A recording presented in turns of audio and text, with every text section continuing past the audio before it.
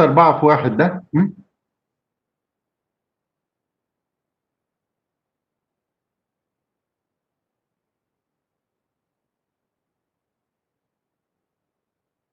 لا مش مهم ايه اللي وراها، هل ممكن تختفي ولا لازم تكون موجودة؟ 4 في 1 ده طيب هبص عليها.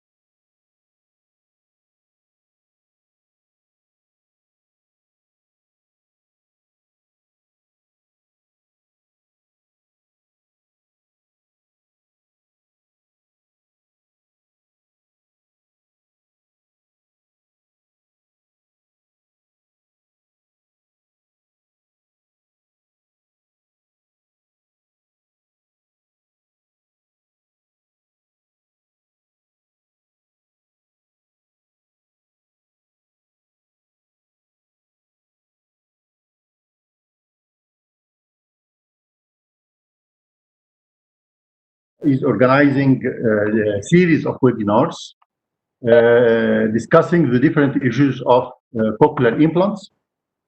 And I'm pleased today to present the second activity of this series.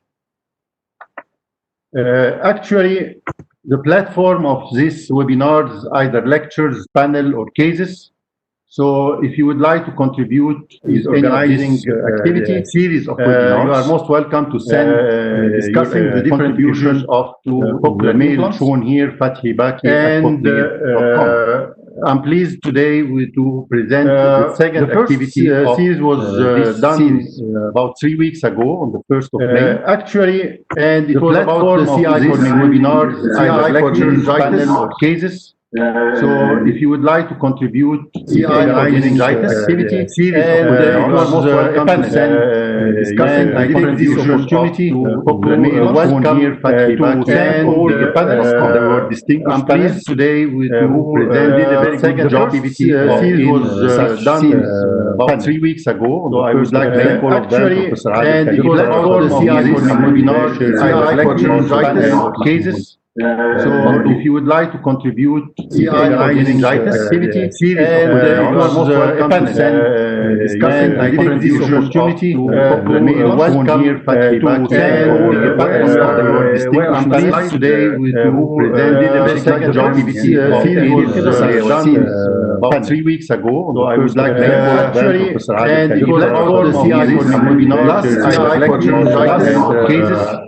So if you would like to contribute organizing activity series of webinars, you are most welcome to send discussing the different opportunity to welcome here.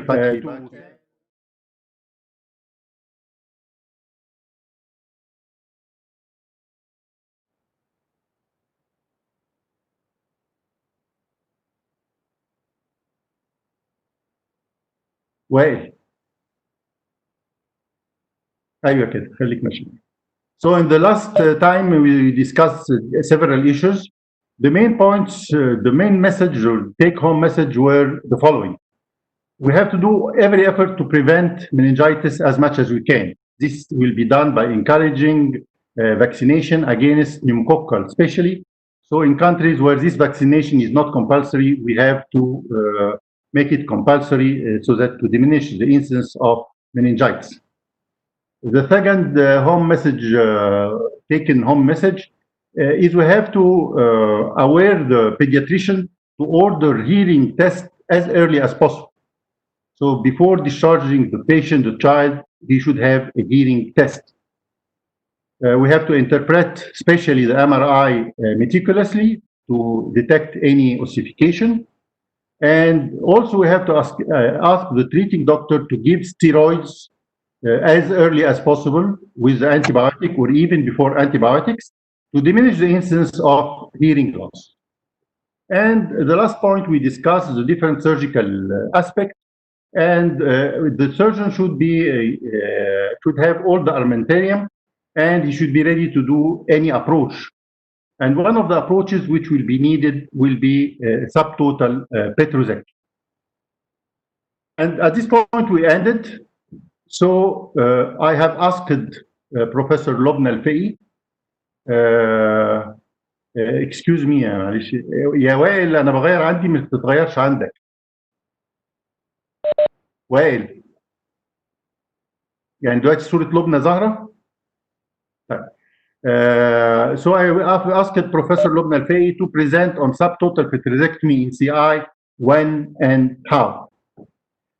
Professor Lobna is professor of ENT in Ain Shams University. In the last few years, she is more specialized to do more cochlear implants, and she's a very talented surgeon, CI surgeon. She has one of the large series of cochlear implants in Egypt. Besides being a talented surgeon, she is a very good presenter. So she's mixing both the academic and the practical skills. So we could not find any person to give this lecture more than Professor Lobna. And I'm delighted to pass the microphone to Lobna to present. And if you have any questions during her presentation, please send it on the YouTube, and we will get it, and we will try to answer the questions at the end of this webinar. Professor Lobna, please. Thank you, Professor Fathi, for this lovely introduction. I'm very happy today. Am I on, Wael? I will stop sharing. Okay, the screen is yours now. Yeah.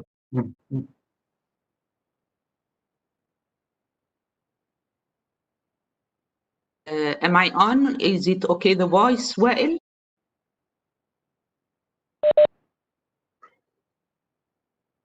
Okay, can I begin? Yes, please. Okay, thank you. Thanks a lot, Professor Fathi Abdelbaqi, for the nice introduction. Good morning, good afternoon, and good evening everywhere. Everyone, everywhere in the world. Thank you, Dr. Fathi, for the organization of such a webinar after a long time of inactivity. Hope it will raise a good discussion. I know, of course, the first one was very successful. Thanks also to all who joined us today for this webinar. And let us begin a very interesting topic, which is an extension more or less of the cochlear implantation surgery, is the subtotal petrosectomy in cochlear implantation, when and how. The outline of the webinar will include, I will only pass on the indication of subtotal petrosectomy because it's a very large subject, but I'm going to talk about the part in relation to the CI, basically. Second, which is the most important part of it, I will present how I do it, actually, with details on the surgical details and a lot of videos that I hope it will be useful to you. Finally, I will present some cases from our series in Ain Shams University as a clinical scenario. To begin with, we all know that the CI has become a routine, safe, and successful operation for auditory rehabilitation in severe to profound sensory hearing loss. Positron tympanotomy, of course, is the standard approach used in cochlear implantation in most of the cases, and it's becoming more and more widely done all over the world, either for congenital hearing loss or for other acquired causes of sensory hearing loss.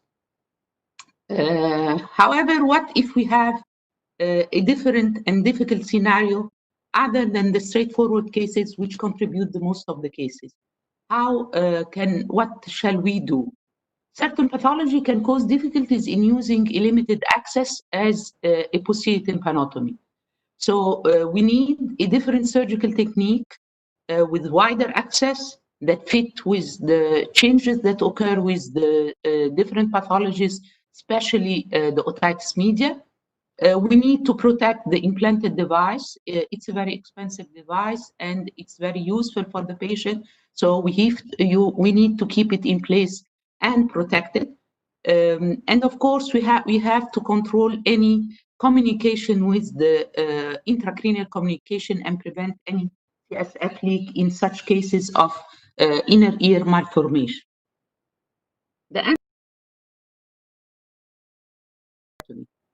It is an operation that was there for a long time. It can give you an easier access and better visibility of the middle ear and the cochlea.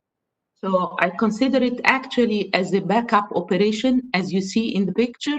It's one of the picture of the patient that we'll see later. We can see all the important structures and the anatomical structure up to the carotid eminence, all the round window, of course, the facial nerve, the ossicles, and whatever we need to see in difficult cases. What is a subtotal petrosectomy? It's actually an aggressive approach associated with external auditory canal closure. Why? It has been there as part of the armamentarium of the ear surgery. It's very useful and safe surgical tool in the management of a variety of problematic situations in otology. Actually, we seal off the problems that come from the mucosa and the pathological consequences of different pathologies that can occur in the middle ear cleft.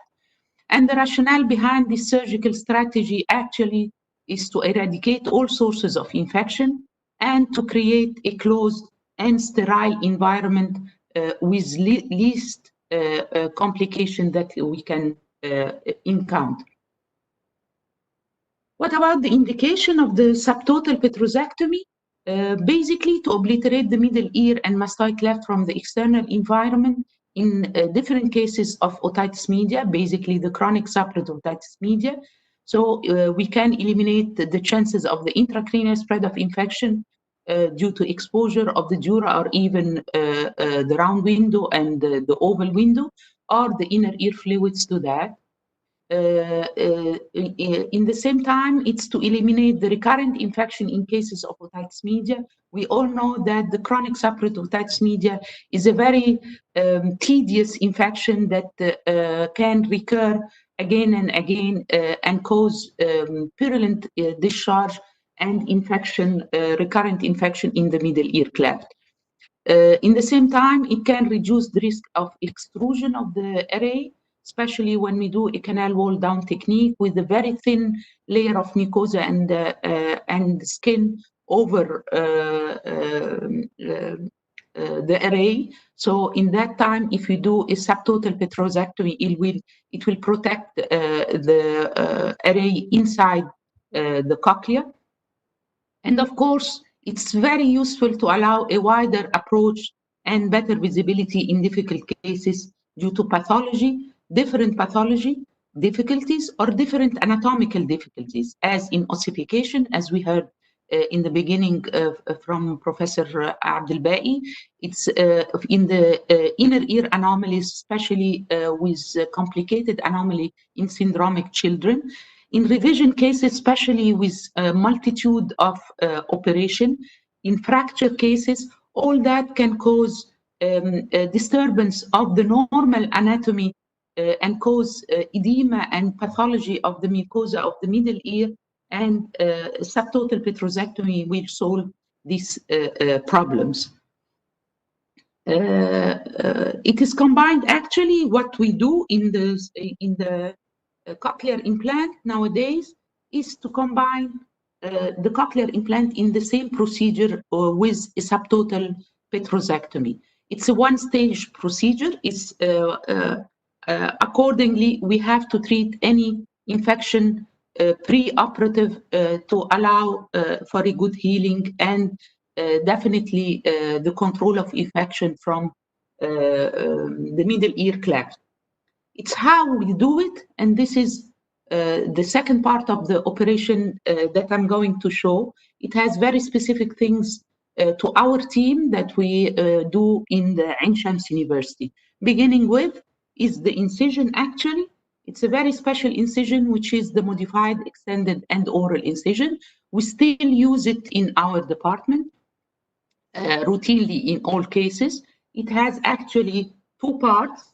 The extended and oral, the extended and oral part that reaches the apex of the helix, and the second part usually extend between the cartilage of the external auditory canal and the conchal cartilage along 180 degrees from the external auditory canal. So in this video, we can show the two parts. The first part is the end oral, as usual, maybe extending a little bit up to the apex of the helix.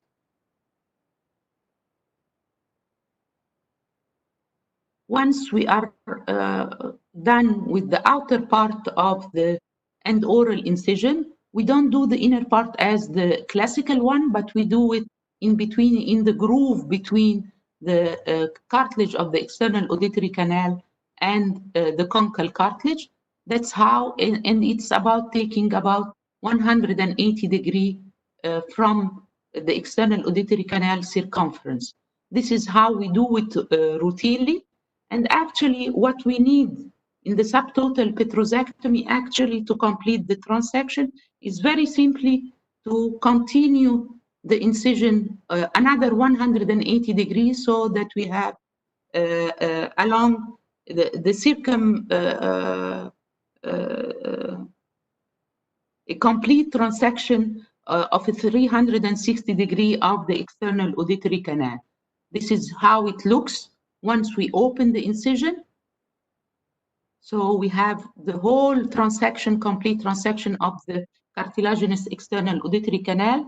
And it has also the advantage that the skin over this part of the canal, a little bit lateral to it, it's a little bit thick, and you can dissect it easily without being teared out. Once we finish with the complete transection of the external auditory canal, we begin with a superiorly based musculoperiosseal flap. This is the superiorly based, unlike the anteriorly based used in the posterior tympanotomy classical cases. Why? Because we're going to use it in the end for obliteration of the mastoid cavity, and then we begin actually the dissection of the cartilaginous canal.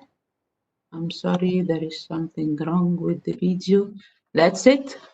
So we dissect actually the external auditory canal anteriorly, superiorly, posteriorly, and inferiorly in all directions using blunt dissection followed by sharp dissection until we can remove the whole cartilaginous, external cartilaginous external auditory canal.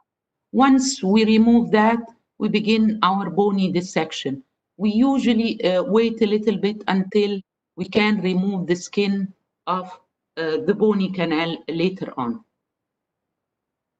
We develop routinely a subperiosteal pocket, usually also because of the incision that is a little bit anterior. It's far away from the incision, and it can be still very tight because if we do a posterior tympanotomy, a posterior post-auricular incision, the incision is very wide in cases of subtotal petrosectomy. Here, we don't enlarge our incision a lot, so it keeps actually the tight periosteal pocket that we need for fixation in these cases. This is also an advantage of that incision. In case where a chronic suppurative otitis media of the safe type and not operated upon, actually I begin a cortical mastoidectomy, a routine cortical mastoidectomy until I reach the antrum, and from there to continue on the next step. I don't jump at all to remove the posterior meatal wall from the beginning. This is a much safer approach. And usually in these cases, the mastoid is like we see in this case, is sclerotic, and the mucosa in the antrum is usually edematous and a little bit vascular at all. Once we reach the antrum, we can go for the next step, which is actually the canal wall down. Here we can see actually the incus apparent, the lateral semicircular canal. So we opened up the antrum. I don't enlarge the cavity more than needed, except if there is a pathology. I don't expose the dural plate. Maybe it's just skeletonize it. I don't even skeletonize the sigmoid sinus because we need at the end to have a small cavity for obliteration and not a larger cavity for that. Then we shift to the next step, which is the canal wall down. The canal wall down, as usual, we begin to take down the facial bridge. Then the facial ridge going down as near as possible to the facial nerve. Sometimes in such a case, being in a teaching hospital, in such cases with a younger surgeon, he can begin to do a posterior tympanotomy as a training part for that. So if he injures the external auditory canal, it's not a big deal. Accordingly, that he doesn't go much medial towards the facial nerve. So it's part of the training that in subtotal petrosectomy, usually we have a younger surgeon that is trained with us for a posterior tympanotomy. It's a little bit more difficult than a well-pneumatized mastoid, but at the end, it's part of their training.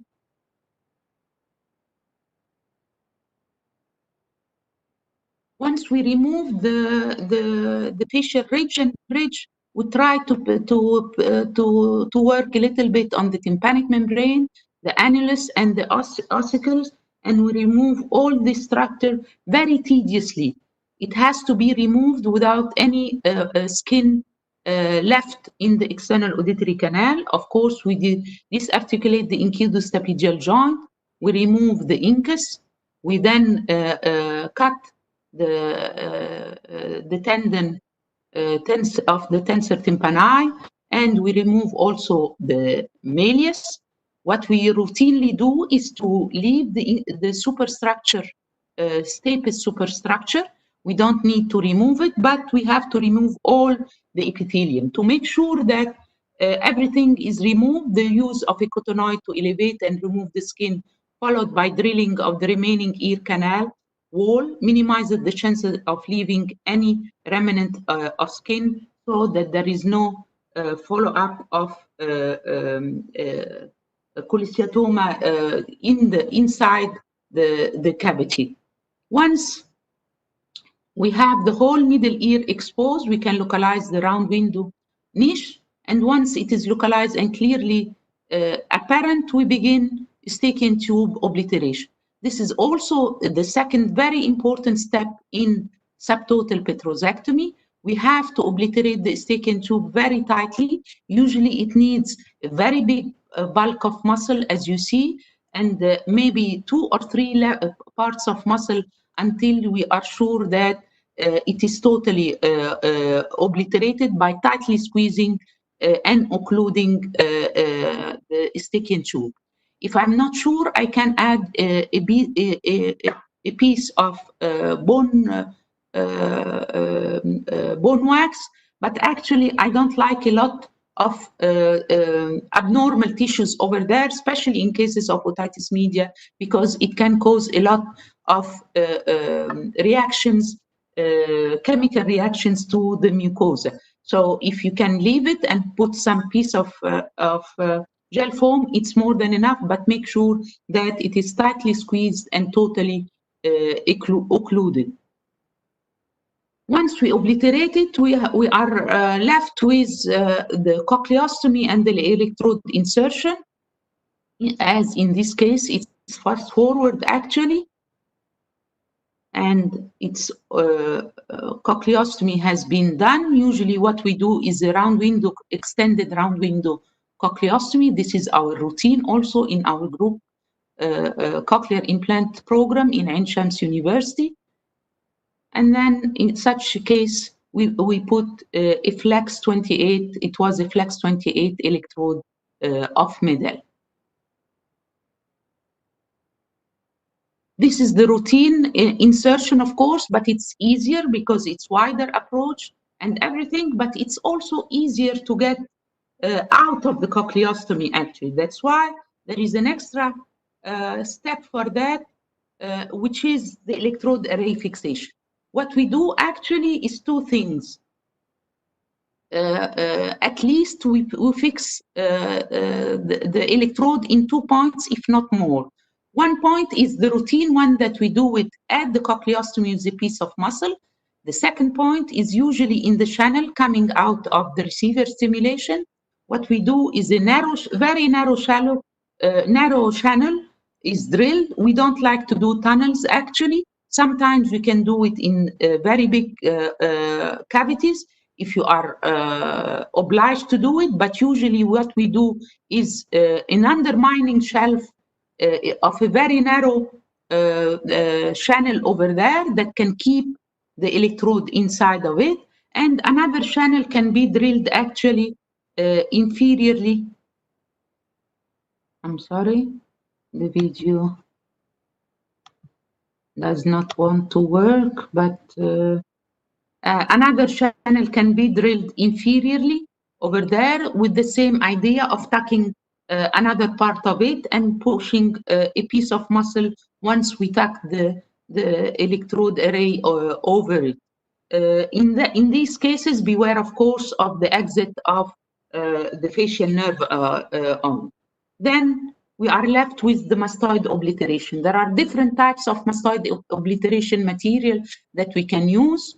Once we coil the remaining of the array in the cavity, we can put what we like also in our school is to do chunks of muscles and covered by musculoperiosteal flap with the temporalis muscle rotated inferiorly as we prepared in the beginning of the operation.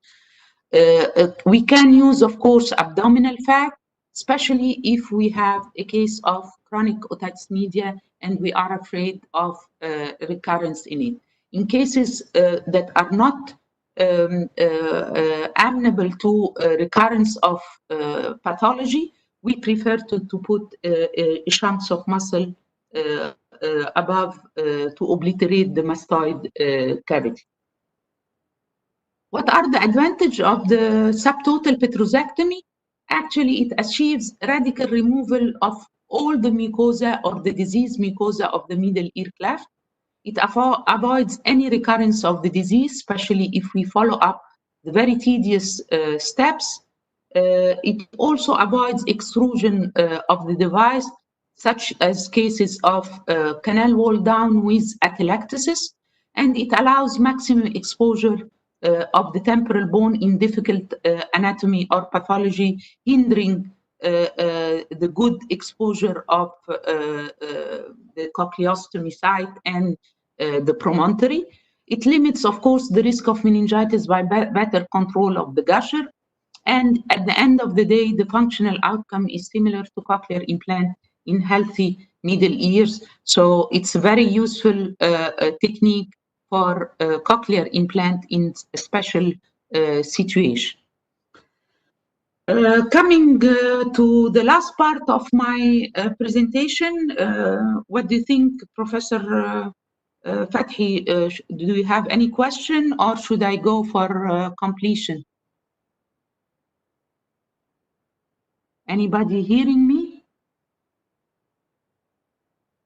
Dr. Fathi?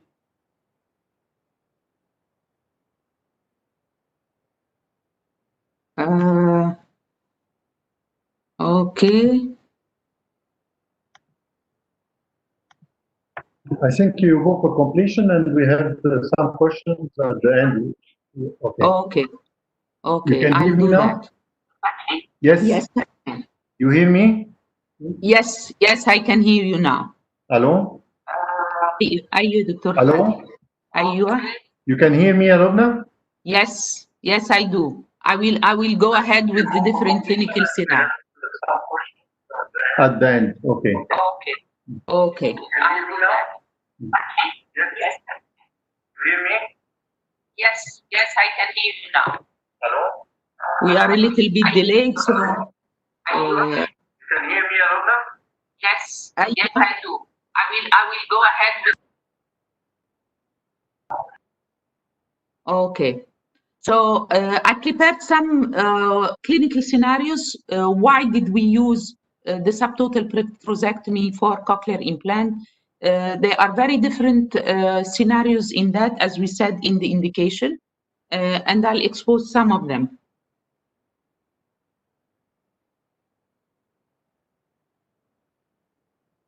The first clinical scenario is the straightforward chronic subperotitis media with apparent, as you see, central perforation. So it's a safe tie with on and off discharge. Of course, at that time it is dry, and we are going to do a classical subtotal petrosectomy with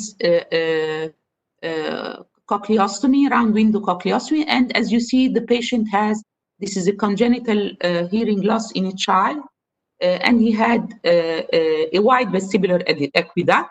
We single stage this subtotal petrosectomy with the cochlear implant to control and eradicate the infection and protect the electrode from the repeated infection, because of course tympanoplasty in young kids is very difficult to success and with repeated infection. And in the same time, we cannot leave the window that we have to implant that kid. He had a bilateral central perforation recurrent with recurrent infection. And so we planned for that, and it was successful. And above all, also, there was a seal of the perilymph, although it was not a gusher, it was only a noser, but it can also control for it. This is the commonest clinical scenario, either in a child or in an adult, which is a chronic subtotal media of the safe type. The clinical scenario number 2 actually is the subtotal petrosectomy for canal wall down operation. In that case, it was a 26-year-old female patient with bilateral canal wall down cavities for bilateral cholesteatoma years ago. The last one was 7 years ago. The cavities were dry, healed, but as you see in this CT scan, it was completely atelectatic. If we implant such a case, it will extrude very rapidly. So a subtotal petrosectomy was chosen in the right ear. This is actually what we have to be aware in these cases of chronic subtotal media, because they can have post-labyrinthitis ossification. Why? Because actually this labyrinthitis that caused them the sensory neural hearing loss. Here we can see there is bilateral ossification, more on the left side, grade 3, and grade 2 on the right side. And this is actually the T2 confirmed with the T2 axial cuts. So we shows, of course, the right cochlea, although the grade 2 means that the scala tympani is involvement, but there was partial accessibility of scala vestibuli. Of course, we have to choose the less ossified side to begin with in such patient. And this is how we did it. Actually, what we opened, already the patient had a subtotal petrosectomy or a canal wall down.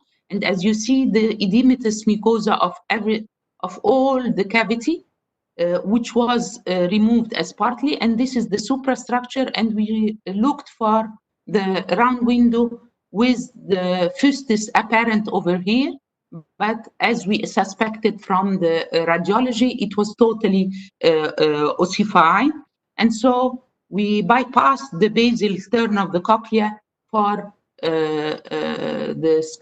from the scala tympani to the scala vestibuli. We began to see some white chalky bones of ossification that we expected over here, over there, as you see with me over there. And there were following removal of this chalky white bone, we began to see part of the lumen of the scala vestibuli with a very small diamond burrs, 0.6 millimeter, followed by a very thick needle. And in the end, we put a mid-scalar AB electrode till the end, and then we removed the stylet after complete introduction. And this is the post-operative X-ray of a very well introduced electrode in a post-labyrinthitis ossificans after subtotal petrosectomy and complete obliteration of the mastoid cavity to prevent any extrusion, and external auditory canal, of course, sealing.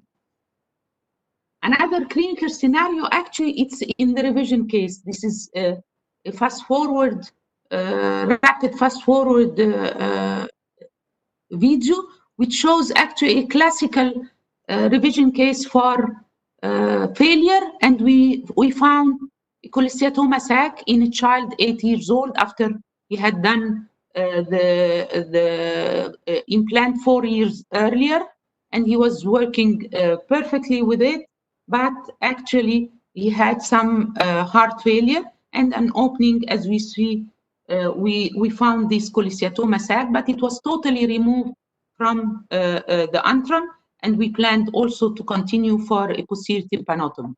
But again, on dissecting in the posterior tympanotomy, we found other layer of epithelium, and actually retraction sac of cholesteatoma, as you see over here now inside the middle ear. And so we converted the operation into a subtotal petrosectomy to prevent any recurrence of infection and to control it.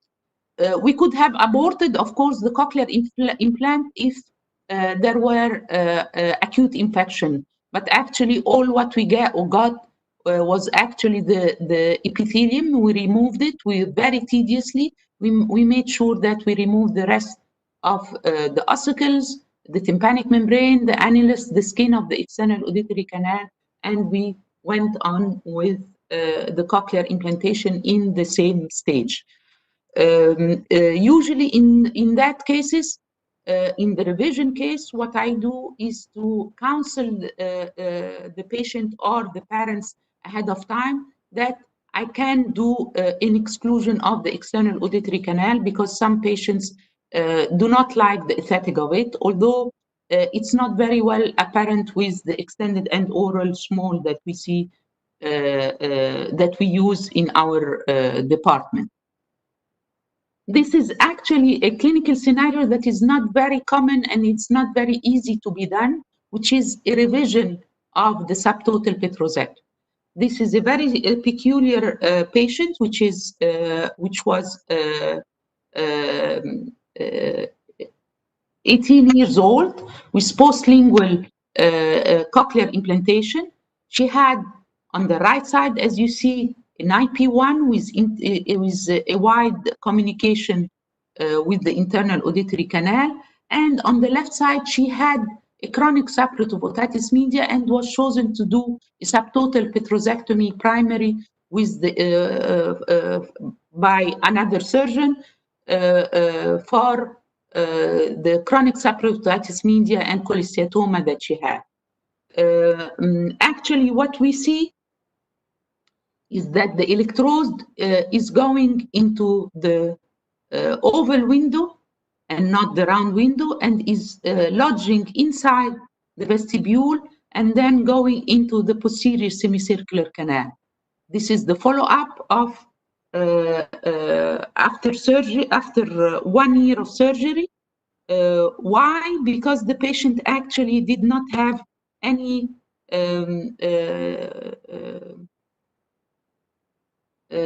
benefit regarding word intelligibility. All what she had is some tics and sometimes also facial twitches because of the near part of the electrode in the vestibule to the facial nerve, but she didn't gain any word intelligibility. Actually, what we did is a revision surgery of that. It wasn't a very tough surgery. It was a very good surgery, primary surgery done. No cholesteatoma was found, no epithelium was found. It was very calm remnant of epithelium, but the electrode was not in the proper side. I don't have actually a video of it clearly, but what we do is we remove the electrode from the oval window, and then we try to open up the round window. Of course, there was a basal ossification that was apparent on the CT actually. And we did actually drill out of the first part of the basal turn of the cochlea, and we introduced the electrode, 11 electrodes of the 12 electrodes of a Medel device. And the patient had her word intelligibility within 6 months because she was very postlingual and very earned to do it. The last scenario actually is a chronic suppurative otitis media after tympanoplasty. This is a case of tympanoplasty where you see I'm removing a very thick chunk of cartilage and edematous mucosa, which were used during the first tympanoplasty was done by the patient.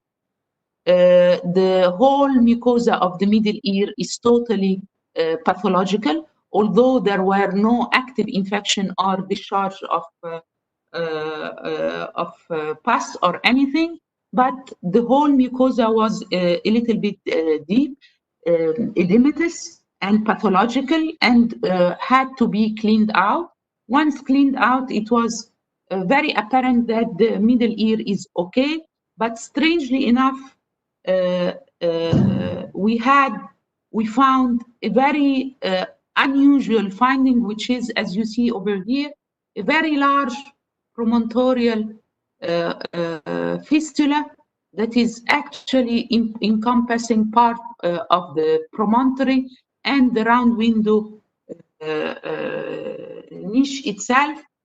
We didn't know what was causing it. It wasn't part of the otitis media, but more strangely enough, that we found actually on the opposite side, after thorough CT scan, very thin CT scan, a similar promontorial fistula, mostly as a part of yes or no otosclerotic problem that can hinder anything. And this is one of the indications of subtotal petrosectomy that we didn't know the finding to see it, but was very helpful when we decided that we do after a tympanoplasty, which is sometimes very cumbersome to see everything. Very important notes to make in order to make this technique very successful. It seems like a normal canal wall down operation, but several steps which are very different from the surgery for the chronic suppurative otitis media are very important, which is the meticulous removal of the mucous membrane in the middle ear space, especially the scarred soft tissue, as we saw in the last case, and very meticulous removal of the external auditory canal skin to avoid development of cholesteatoma in a sealed cavity. Of course, occlusion of the Eustachian tube to prevent any ascending infection and recurrence of the disease again. And lastly, but not least, is the secure soft tissue closure of the external auditory canal. Any step of these which are very tedious and not done properly can result in failure of the surgery. In conclusion, performing simultaneous subtotal petrosectomy CI is a very feasible option and should be among the surgical options in CI. Keep it actually as your backup operation. You can decide it intraoperatively, as you see in the case presentation. I can decide intraoperatively above it, but beware of counseling your patient or the parents of the child before the operation, especially if you are aware of some difficulties. Combined with CI, this procedure offers an excellent exposure. It guards against meningitis or any leak and can control it. It provides middle ear exclusion with all the problems of middle ear mucosa disease. It eradicates the disease and avoids the recurrence of the pathology, especially in cases of cholesteatoma. And of course, it allows the secure placement of the electrode array and preventing any infection or exclusion that can occur in it. Complications are minimal if the technique is followed thoroughly. So in the end, the use of the subtotal petrosectomy with the CI is a safe and efficient technique when strict surgical steps and rules are followed. CI with mastoid and middle ear obliteration is a safe and effective technique for selected cases of cochlear implant. It's not, of course, used in routine cases, but in very selected cases. It blocks the potential entry route, as we said, for the infection and adequately protect the electrode array. It allows for a lifetime of CI use without the risk of recurrent chronic ear disease. And even if there is a recurrence for any reason, it's an easy re-intervention. In difficult anatomy, of course, it enhances exposure of the cochlea, especially in the cases of complicated inner ear anomaly. At the end, I thank all my CI group members and, of course, my CI mentor, the late Professor Hassan Wahba. And thank you very much for listening and stay safe.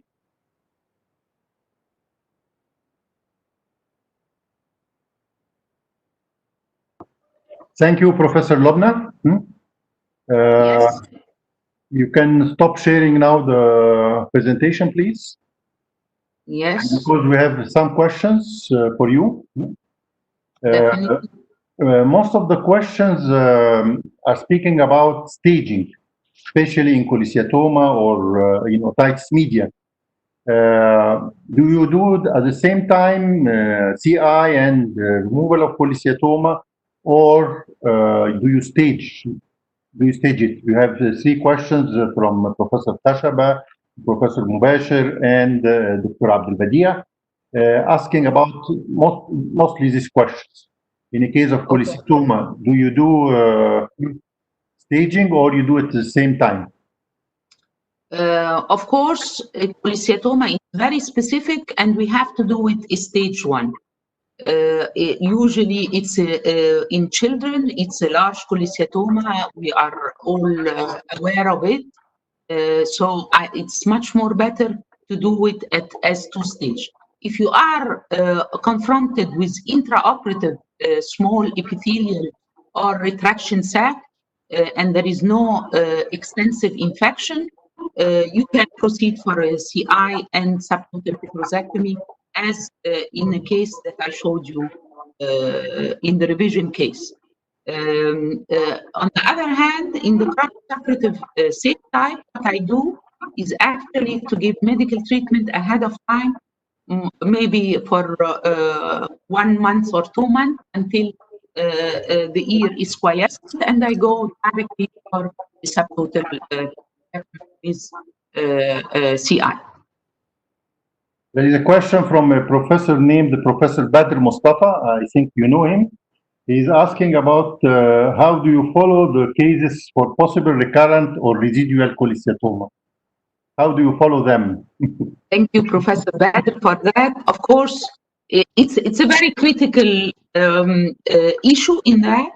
There are two techniques for that. I just mentioned them. We prefer to do obliteration with a muscle, but this is actually in a quiescent ear. So it has been there, treated for cholesteatoma for years and dry, or a simple safe type of ear. You can use the muscle. If you are not sure that there will be total control of the cholesteatoma and there is a risk for recurrence, what we do is to use obliteration with fat. The fat actually can give a contrast between the recurrent cholesteatoma and the air or the blackness of the fat over there. So you can spot it easily with the CT scan, because the MRI, of course, the DW MRI will not be, we will not be able to do it.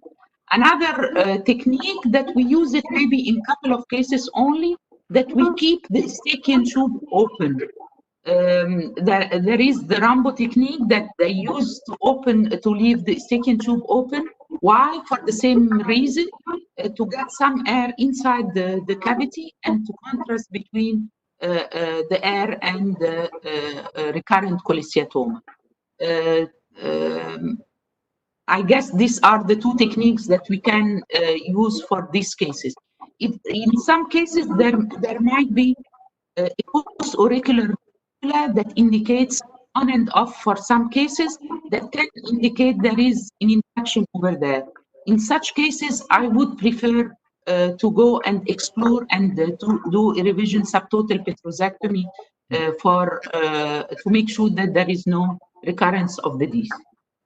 So I would like to re-emphasize what you said, that MRI might not be a good choice for following these patients, and you have to use CT scan. And with CT scan, PET is more, it can show more recurrent cholesteatoma than muscle. This is a very good point, and you have to do that. From where you take the PET, from abdominal PET, one point I would like to stress also, it's better to take it from the left side so that don't mix with an appendix incision. Do you do any drilling of the peritubal air cells around the Eustachian tube, or you just block the Eustachian tube with muscle or fat or bone wax?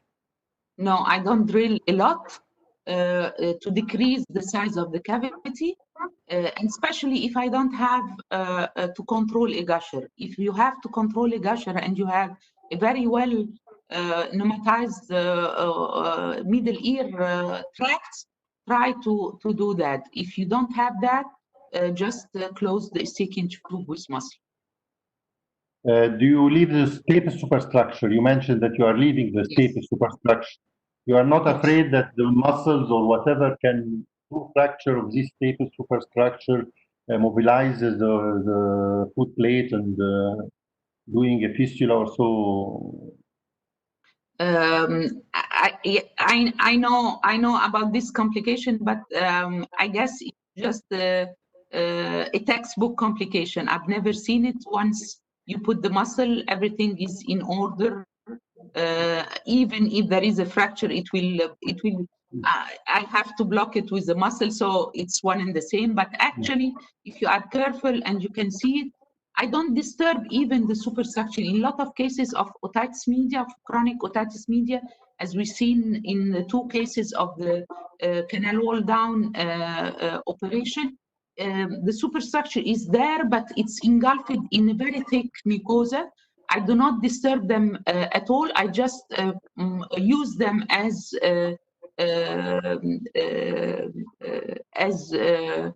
landmark for myself, and to leave them and to use them later on, maybe for a revision if needed.